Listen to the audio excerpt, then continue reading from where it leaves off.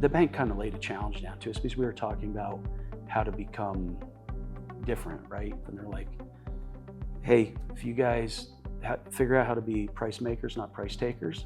2 years later, we come back and we're like, hey, this is what we want to do. And this was the beginnings of the arrangement with Danone. And we come back in there and we're like, okay, we've got a direct marketing agreement with Danone. By the way, we're going to double our herd and we're going to build a processing plant. And at the end of the day, you know, they said, hey, you guys did what you said we're going to do, so we needed to do what we said we would do. And that's how it started. Amarillo National Bank, we still bank with them today. They backed it. Here today on the Up-Level Dairy Podcast, we sit down with Mike McCarty from McCarty Family Farms, one of the 4 brothers that is part of this family dairy business, from their home in Pennsylvania to here in Northwest Kansas. Some of the challenges that have come up in the dairy business along the way, and what his hopes and visions for the future are of McCarty Family Farms.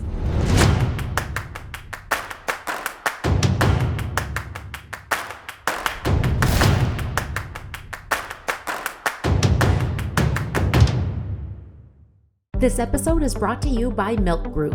Milc Group is a dairy software company that brings real-time actionable data to dairy farms across the world. They are dedicated to revolutionizing the dairy industry with their user-friendly cloud-based software.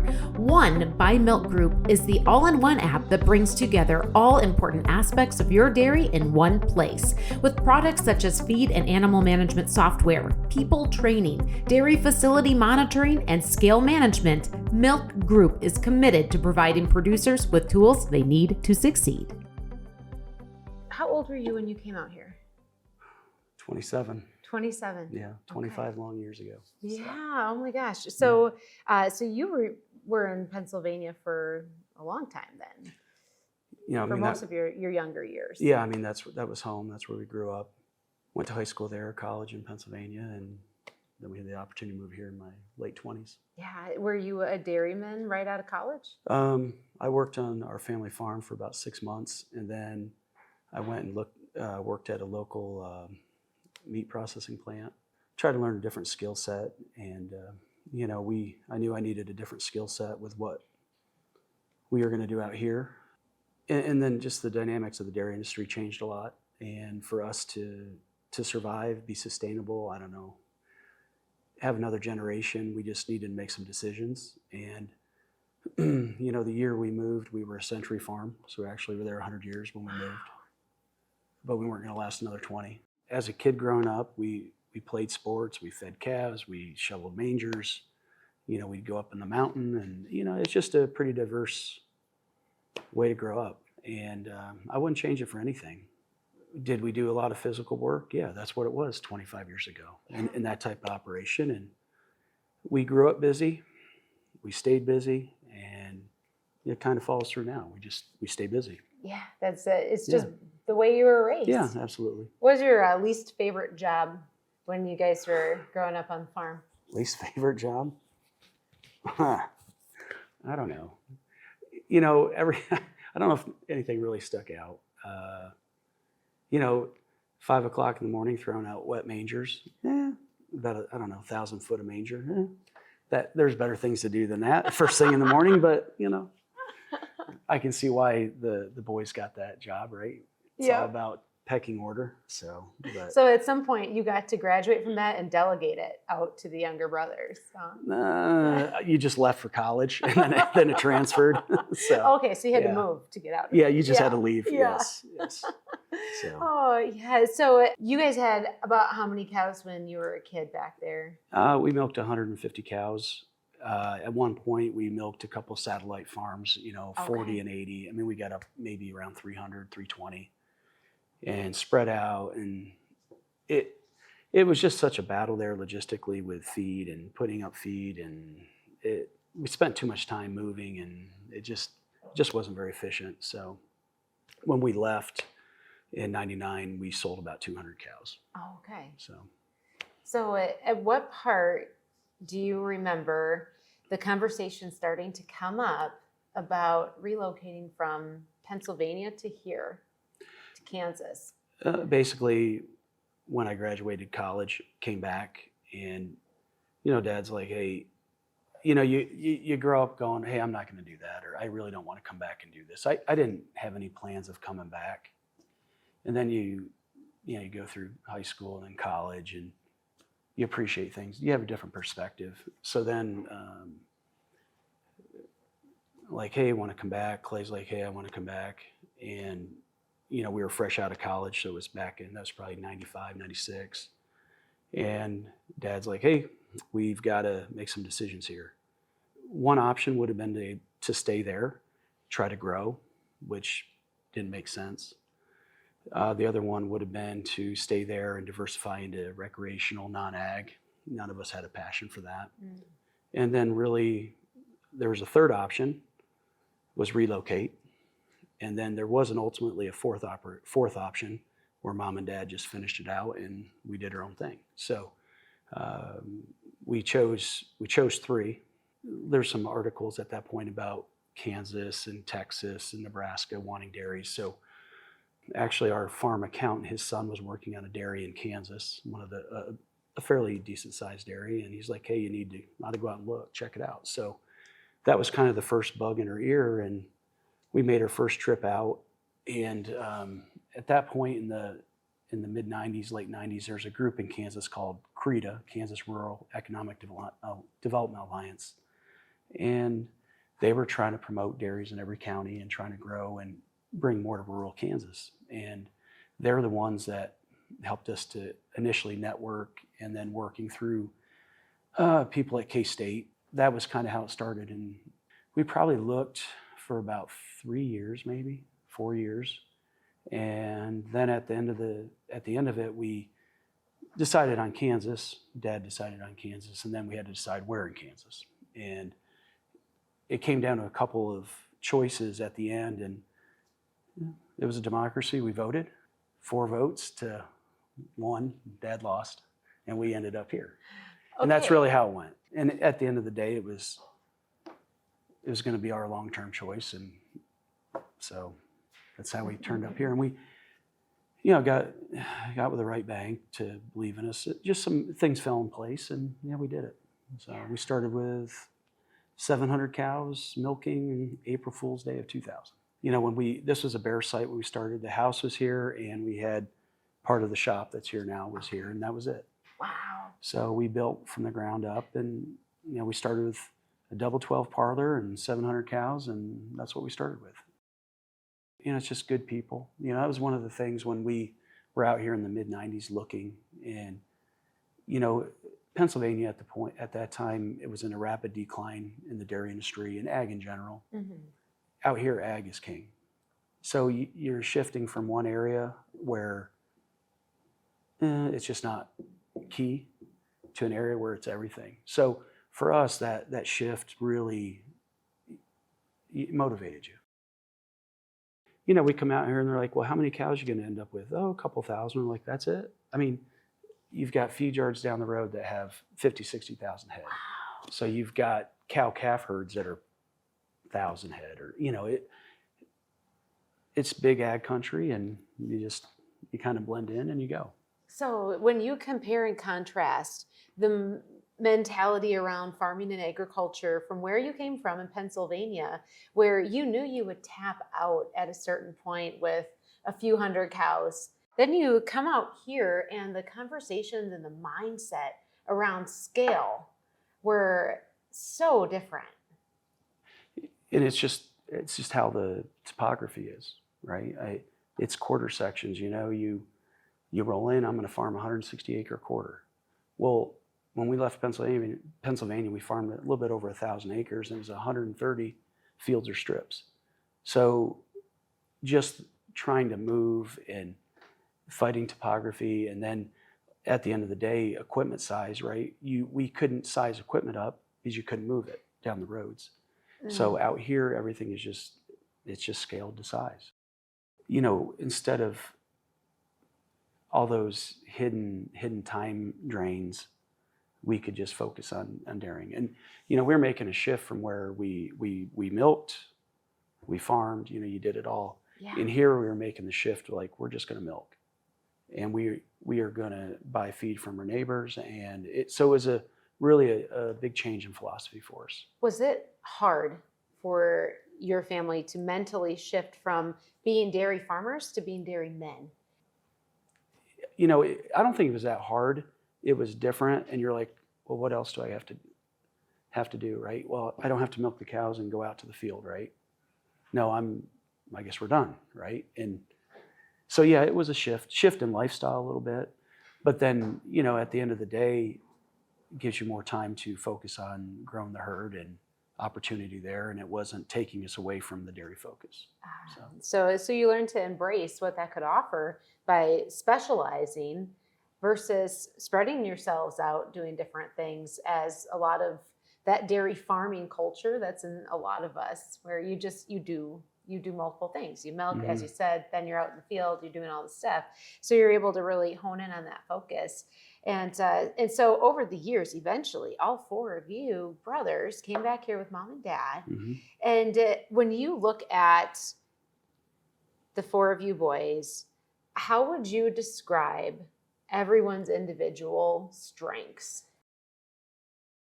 So I guess the number one thing that makes us successful in working together, because not all brothers, not all families can work together. So we're a little unique in that, we have common goals, we have common drives.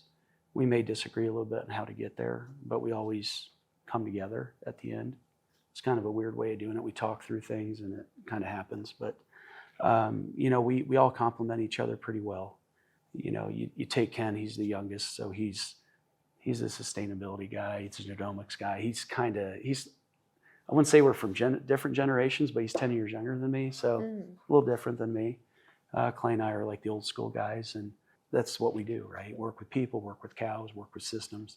And then David is fallen into the CFO financial side, and he does a great job. And we've had to evolve in our thinking. We've had to evolve in how we manage systems, and we're still evolving. We're still learning, but we're very fortunate. We're all driven. We're all extremely focused, and it works. What do you attribute that to? Mom and dad. Yeah. It's pretty simple. Growing up, I want to say good cop, bad cop, but you had this side and you had this side, but they both were pushing you the same. Definitely how you're raised and expectations. Out of the brothers and mom and dad, who is the person or multiple people that were kind of the visionaries? Like, who could look out on these empty fields and see what could someday be there? It started with dad, right? We're young. Yeah. We're naive, right? We think we know a lot and we don't. I think we all have, at this point in our operation, across the four of us, we all have very clear visions and can really visualize the what ifs. How did that play into some of the moves that you have made? For example, you're here in Kansas, but you have a dairy in Ohio. So if you look back to Pennsylvania, we ship milk to independent processors. We really, at that point, the option between co-op or independent processor, we chose independent processor. So that mindset to be a little different has kind of always, it started back there. And then when we came here, we were sitting there, we're milking cows and we're growing the dairy herd, right? And it's not that was not satisfying, but we wanted more. And at the end of the day, the bank kind of laid a challenge down to us because we were talking about how to become different, right? So in a conversation with our bank, and this was 15 years ago probably now, we're like, hey, we want to change your model. We want to change how we market milk. And they're like, hey, if you guys figure out how to be price makers, not price takers. And we're like, okay, we'll be back. 2 years later, we come back and we're like, hey, this is what we want to do. And this was the beginnings of the arrangement with Danone. And they're like, huh, did they really think we're going to do it? I'm sure they hoped we did, but it's just talk, right? And we come back in there and we're like, okay, we've got a direct marketing agreement with Danone. By the way, we're going to double our herd, and we're going to build a processing plant. So it's a little shocking to them because they're like, hmm. And at the end of the day, they said, hey, you guys did what you said we're going to do, so we needed to do what we said we would do. And that's how it started. And were we extremely leveraged? Oh, yes. Was it uncomfortable? Oh, yes. With the bank there, it worked because we had always done what we said we were going to do. It's being personable. It's being straight. If it's good, it's good. If it's bad, it's bad. And you just have that conversation. And so as a result, Amarillo National Bank, we still bank with them today. They backed it. Wow. And they backed the expansion of the herd, the construction of the plant. The initial Danone deal 11 years ago. Wow. And they're still with us today backing it. Okay, so you said, I'm going to back up and pull out a couple pieces of Sure. the story. So you said that you went to the bank at that point in time, and the challenge they laid upon you was, how can you become a price maker, not a price taker? Mm-hmm. And 2 years later, you came to them and showed them what that looked like. But what happened in those 2 years? In between. So again, it's about people who you know. It's networking. Right around when we had that initial conversation, a friend of ours, he worked with Monsanto at the time, was leaving, and he's working with a new group coming out of Cargill called the Dairy Enterprise Group. And they were focused on trying to help dairymen, not just us, but help dairymen in general find that end user or the end processor. They were really trying to help facilitate connections. So he called up and he's like, I'm going to this group. Let's do this. So we did it. With the Danone thing, it started with a few conversations, and then ultimately a couple members of the Danone Milk team drove out here 13 years ago, and we shared the vision of what it would be. It aligned. And then at the end of the day, they sat down and they present us with a PowerPoint presentation on why we should work with them. Oh, so they were selling to you. Yes, and that's the first time. That's unusual in the dairy business. So go back to this transition period of going from price taker to price maker. Mm-hmm. Was that a moment when you realized it's possible, when you were on the other side of the sale? Yeah, all the talks, all the thoughts, it finally came to fruition. You think, was that the easy part or the hard part? Because then once you start this relationship, you gotta maintain the relationship. Yeah. And obviously both sides or both groups, it's worked. The challenge in these is we're consistent, right? We're constant. We're still here. On the Danone side, people we worked with initially have moved up, moved over, moved on. So we're constant, and over here we have a new team or new faces we work with. So yeah, it's been good. And for us it's challenging, right? Yeah, there's days you're like, I think I've had enough today, but most days you're like, okay, let's just keep going. Let's keep being different. Let's keep pushing things, and let's keep progressing. 100% believe we're in the right spot. We 100% believe we have the right partner because our visions align, right? Mm. They're pushing for something. We want to push for something. Well, and you talk about this vision. What is your vision for McCarty Family Farms? I think among ourselves, we've got to realign a little bit just because of different stages in life. Sure. We're getting ready. We've got some of the next generation are in college. How do we bring that in? How do we make that successful? I know we're going to continue to grow. It may not be in cows. It may be in something else. We want to be different 6 months from now, a year from now, 2 years from now. So how do we keep evolving? Yeah. So, and how do you keep evolving together? That's a challenge for so many families, especially those that are in business together and then farming businesses together. I hear this all the time of how hard it is to get everyone on the same page. I don't know if it happens naturally, but it just does with us. But, Dad's always instilled in us, and Mom did, hey, you're stronger together than you are apart. Mm. So if you believe that, then you can overcome all the other things. In addition to that, getting the next generation to align that way, that's a challenge, right? Brothers have one set of ideals. Now you've got cousins. Yeah. We're all raised a little different. We all have a little different ideals. And now we got to try to mesh that. And if you can simply say, believe in strength in numbers or strength in being together, it probably works. Mm. So has that become kind of a core value that you would say for it always has been. Yeah. Really. Stay together, don't quit, keep working, keep grinding. We're in an industry where I don't know how many people are going into ag anymore, right? It's harder to come into ag, and population is growing. People are going to need food, they're going to need to eat. So we're in the right business. Now there's a lot of stuff to navigate, but we can do it.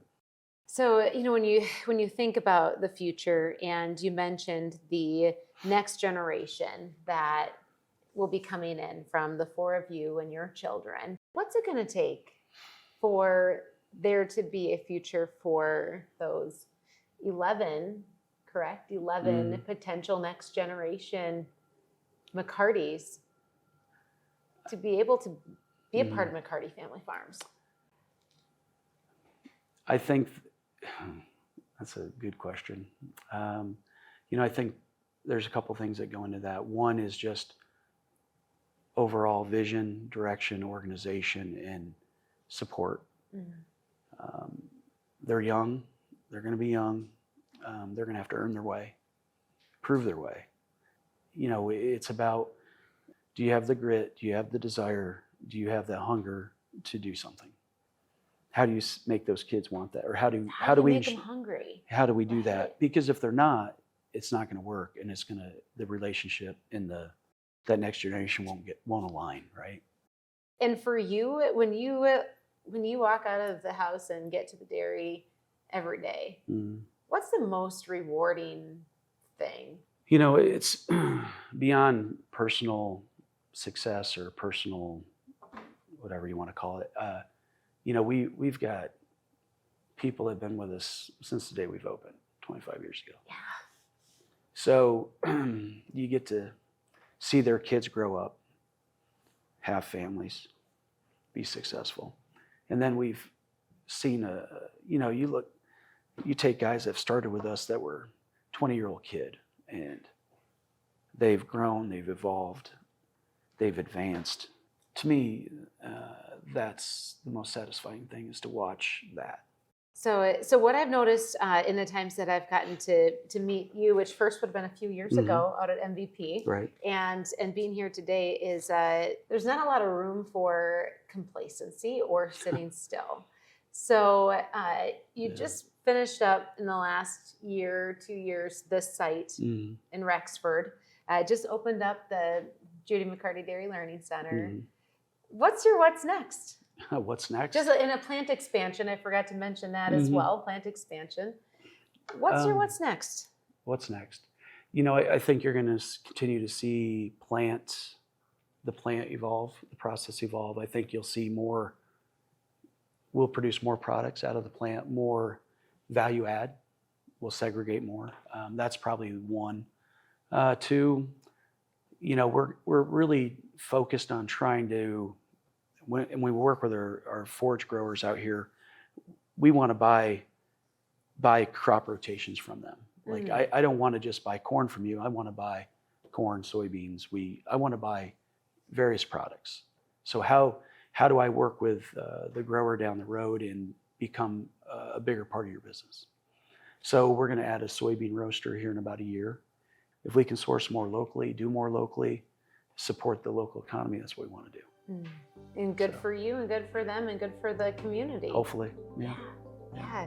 Well, we have covered the gamut today, Mike, of Mhm. where you came from, how you got to where you're at individually, but also as a family and a family business, and a little bit of where you're headed into the future.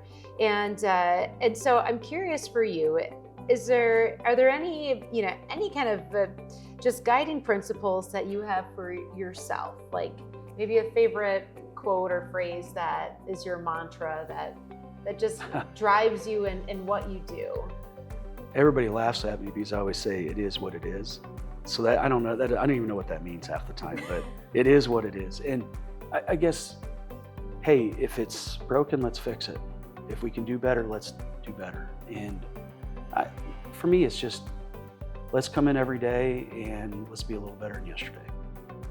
Well, Mike, anything else you'd like to add? No, I'm good. I've had enough emotion for a day. I'm good.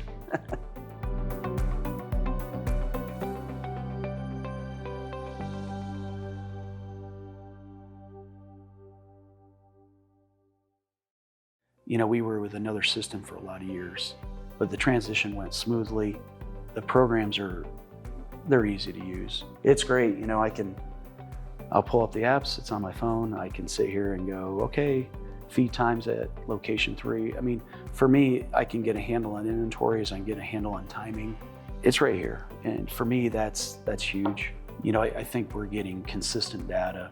I'll do inventory now in 30 minutes. By using this system, we're using it for more than just feed month management. So it's expanded how we manage the feed. And as a result, it's streamlined and saved time for everyone.